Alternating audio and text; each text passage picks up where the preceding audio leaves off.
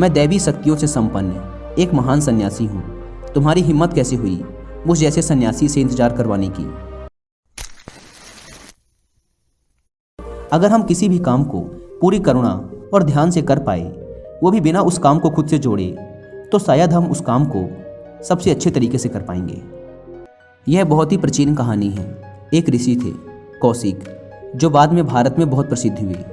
जब वे एक युवा सन्यासी थे, तब एक दिन वो रोज की तरह नदी से नहाकर जंगल के एक वृक्ष के नीचे ध्यान करने के लिए बैठ गए। वो अपना चेहरा थोड़ा ऊपर की तरफ करके ध्यान करने की कोशिश कर रहे थे।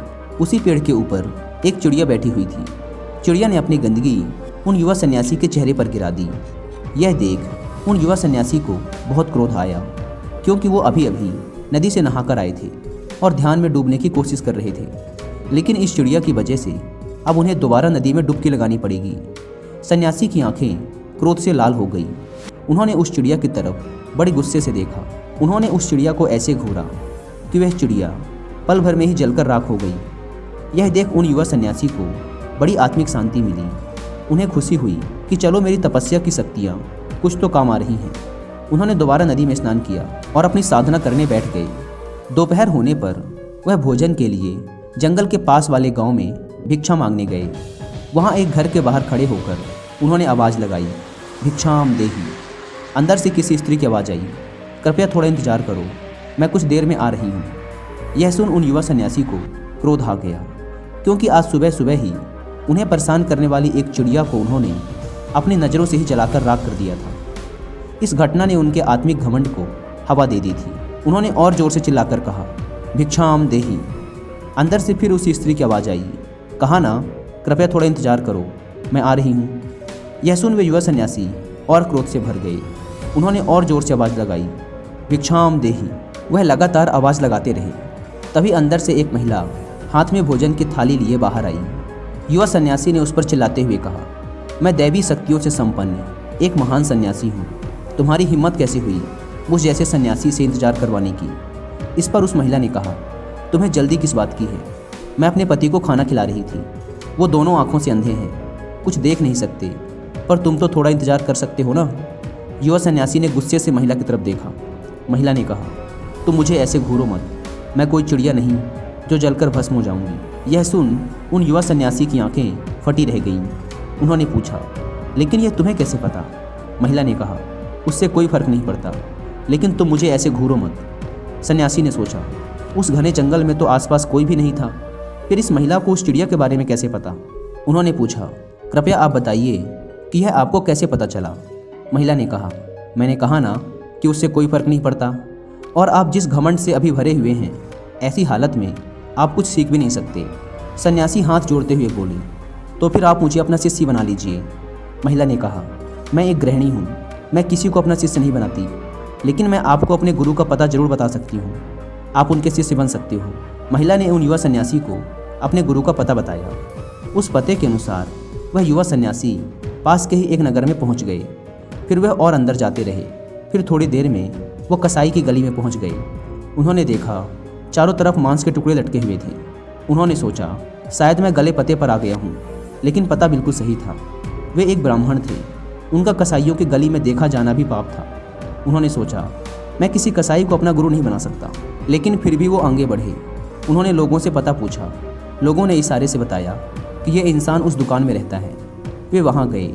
उन्होंने देखा वहाँ एक इंसान था। वीडियो को लाइक करके कमेंट में नमो बुद्धाय जरूर लिखें। जिसके पूरे शरीर पर खून ही खून लगा हुआ था। उसके चारों तरफ मांस के टुकड़े टंगे हुए थे। वो बड़े ध्यान से मांस को काटने में लगा हुआ था। वे वहाँ खड़े खड़े सोचने लगे, मैं ब्राह्मण हूँ, एक कसाई भला मुझे क्या सिखाएगा? और फिर चाहे कुछ भी हो, मैं एक कसाई का शिष्य नहीं बन सकता। वो लौटकर जाने लगे।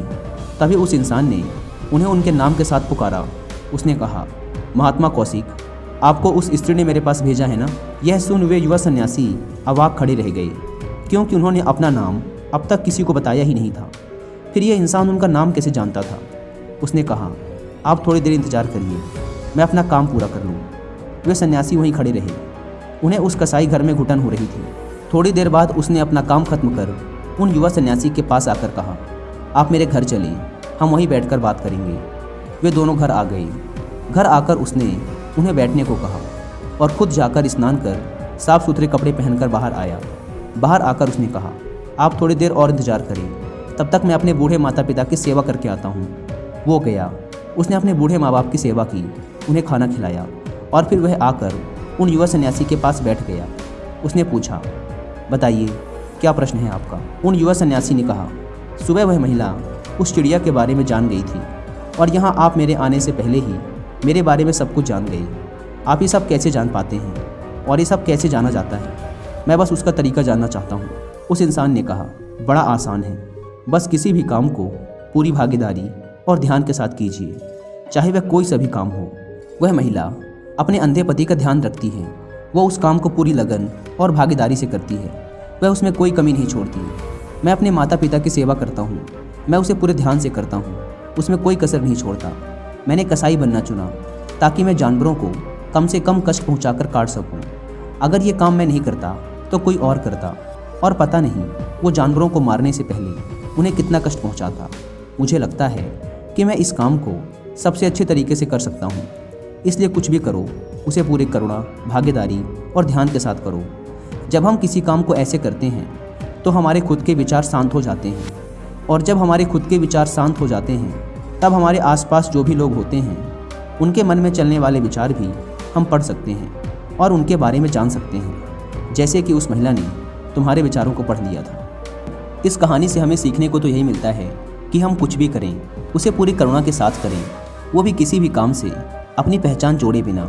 जैसे कि उस इंसान ने कसाई का काम पूरी करुणा से किया, बिना उस काम के साथ जुड़े। जब हम किसी काम को खुद से जोड़कर नहीं देखते तब हम सही मायनों में उससे प्रेम करते हैं, फिर हम उसके लिए वही करते हैं जो सच में उसके लिए ज़रूरी है। इससे और भी वीडियोस देखने के लिए सब्सक्राइब कीजिए चैनल को और दबाइए बेल आइकन को।